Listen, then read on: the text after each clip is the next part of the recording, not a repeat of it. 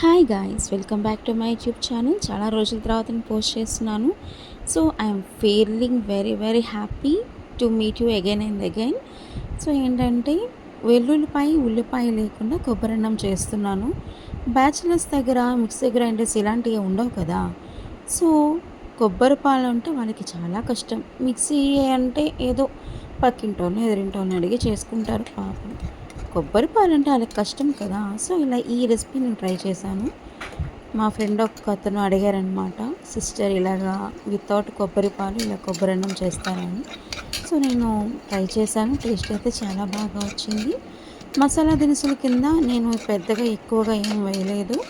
Only గసగసాలు, నువ్వుల పప్పు, చెరుకు 2 స్పూన్లు, ధనియాలు, జీలకర్ర, తర్వాత కొద్దిగా మిరియాలు వేసి డ్రై రోస్ట్ చేసి ఇలా మిక్సీ పట్టి దాంతో ఇలా కొబ్బరన్నం చేశాను.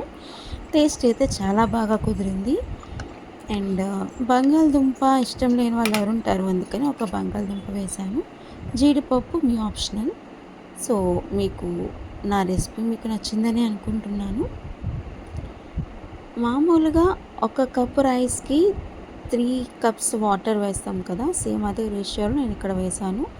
If you like my recipe and my videos, please like, share and subscribe. Bye bye. Take care friends.